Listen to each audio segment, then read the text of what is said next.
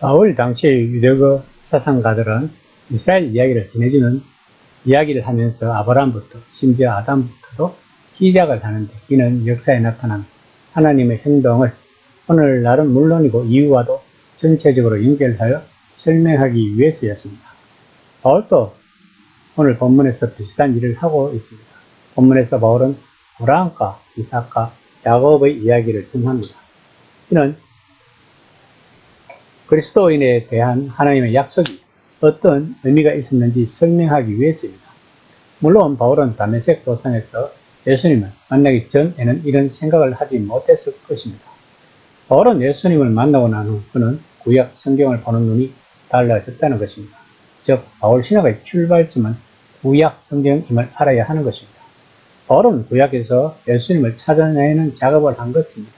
또한 구약 성경에서 진리를 찾아냈고 영화를 찾아냈다는 것입니다. 그러므로 우리들은 구약 성경을 잘 알아야지 신약 성경을 이해할 수 있는 것입니다. 9장 6에서 9절입니다. 그러나 하나님의 말씀이 폐하여진 것 같지 않도다. 이스라엘에게서 난 그들이 다 이스라엘이 아니요 또한 아브라함의 씨가 다 그의 자녀가 아니라 오직 이삭으로부터 난 자라야 내 씨에 불리리라 하셨으니, 곧 육신의 자녀가 하나님의 자녀가 아니요 오직 약속의 자녀가 씨로 영심을 받으리라.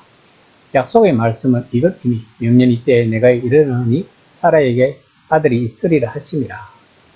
바울은 족장들의 옛 이야기와 하나님이 그들에게 주신 약속으로 돌아갔을 때 무엇을 발견했을까요? 바울이 본문에서 이야기하고 있는 것은 처음부터 하나님은 그분의 목적을 수행하시고자 온 인류로부터 한 가족을 택하시고 그 택하신 가족 안에서도 계속 택하신다는 것입니다. 7절에서 13절까지의 말씀은 이스라엘에게서 난 그들이 다 이스라엘이 아니라고 말하는 6절의 말을 특별하게 해석을 해주는 말들입니다. 즉, 그 답은 이스라엘 내에서 선택받은 자만을 위한 것이라는 말씀입니다. 바울은 그것을 입증하려고 하고 있는 것입니다. 바울은 하나님의 말씀을 폐하여지지 않는다고 말하고 있습니다. 그것의 뜻은 하나님께서 선포하신 목적을 뜻하는 것입니다. 바울은 하나님의 말씀이 폐하여질 수 없다고 말하고 있는 것이 아닙니다. 오히려 그 말씀이 폐하여지지 않았다고 말하고 있는 것입니다. 바울은 2장 28절에서 29절에서도 이스라엘에게서 난 모든 자들이 참 이스라엘 사람들이 아니다 라고 중요한 진술을 한 바가 있습니다. 우리는 이스라엘이 구약 성경에서 무엇을 했는가를 알아야 합니다. 그들은 부단하게 불순종하였고 하나님을 향해서 부단하게 불평과 불만을 토로했습니다. 그들이 바벨론 포로로 붙잡혀 갈 이유가 거기에 있는 것입니다. 자기들이 이스라엘 자손들이니 자기들에게 전혀 나쁜 일이 일어날 수가 없다고 생각하였다는 사실 때문에 그렇게 된 것입니다. 하나님께서는 항상 자기들에게 축복하셔야만 한다는 식으로 그들은 생각을 했던 것입니다. 그래서 하나님께서 그렇게 자기들에게 항상 복을 주지 아니하셨을 때 그들은 그 이유를 이해할 수 없었던 것입니다. 하나님께서 마치 자기 약속을 배반한 것처럼 생각을 했던 것입니다. 그것은 전적으로 이스라엘에게서 난 모든 사람들이 다 이스라엘 사람들은 아니다라는 사실을 인식하지 못했기 때문입니다. 또한 예수님 시대나 사도시대에도 유대인들은 자기들이 구약 성경을 능통하게 잘 알고 있다고 단정을 하고 있었습니다. 그런데 이것이 문제였습니다. 자기들은 유대인들이요 아브라함 후손들이라는 사실 그 자체로 자기들은 구원한다고 단정하고 있었던 것입니다. 자기들은 실은 구원을 필요로 하지 않는다고 생각을 하고 있었던 것입니다. 또한 본문에서 말하는 그들이 다 이스라엘이 아니요 라는 말씀이 종교개혁식에 말하고 있는 눈에 보이는 교회와 눈에 보이지 않는 교회 사이의 구분과 같다는 것입니다. 다시 말하면 눈에 보이는 표면적이고 조직화된 교회에 속한 모든 사람들이 필연적으로 하나님 교회 안에 속해 있거나 그리스도 몸의 건강한 진정한 지체들이 되는 것은 아니라는 것입니다. 이것은 오늘날 우리들에게도 적용이 되는 중요한 말씀입니다. 바울은 칭의의 전체적인 교리가 아브라함에서 발견합니다. 로마서 4장 3절입니다. 성경이 무엇을 말하느냐? 아브라함이 하나님을 믿으며 이것이 저에게로 의로 여겨진 바 되었느니라. 아브라함은 오직 믿음으로 말미암아서만 어렵다 하심을 받는다는 진리를 최고로 입증한 사람입니다. 그래서 바울은 로마서 앞부분에서 아브라함을 논증으로 사용했으며 다시 그 일을 하고 있는 것입니다. 그 논증이 얼마나 강력한 것인지를 잘 알고 있기 때문입니다. 우리들은 창세기에서 아브라함과 사라는 이삭을 생산할 수 없다는 것을 잘 알고 있습니다. 그들은 후손을 만들기에 너무나 못했기 때문에 본문에서도 명령 이때에 내가 이르니의 뜻은 아직 사라가 이삭을 잉태도 하지 않았다는 것을 이야기하고 있는 것입니다. 그러므로 이삭을 생산한 분은 하나님이신 것입니다. 즉 이삭은 성령을 따라 낳은 자라는 것입니다.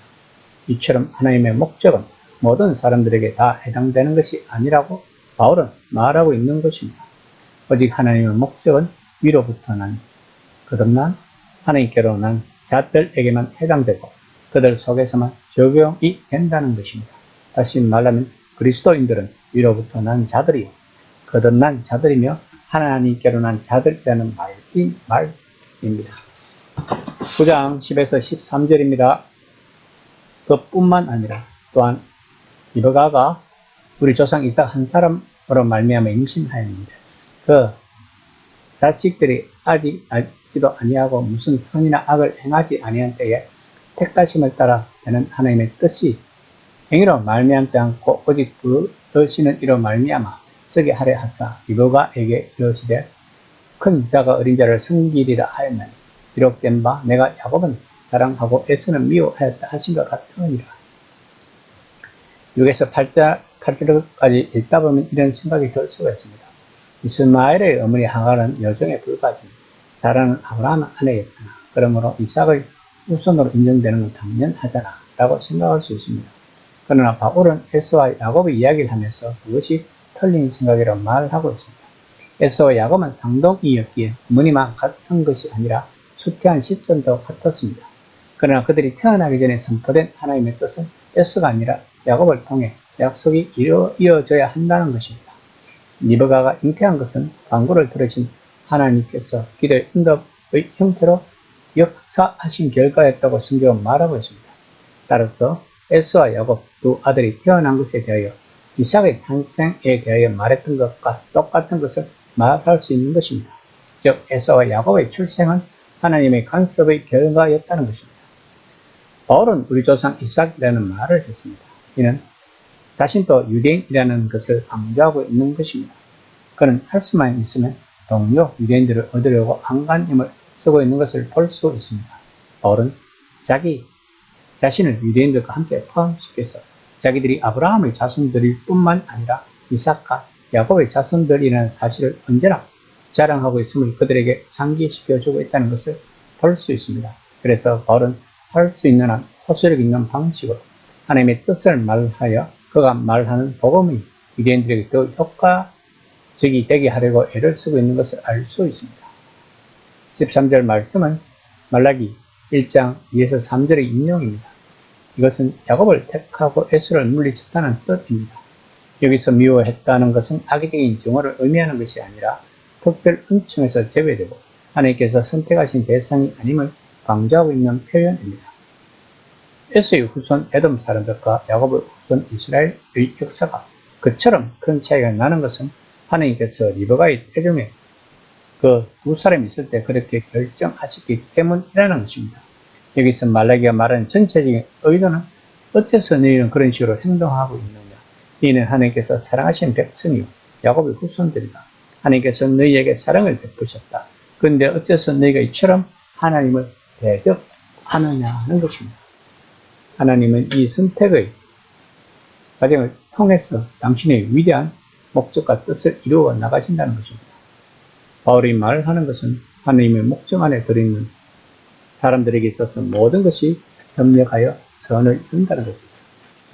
그러나 우리가 그것을 어떻게 하느냐, 그것이 어떻게 보존될 수 있는가에 대해서 바울은 이렇게 말을 합니다.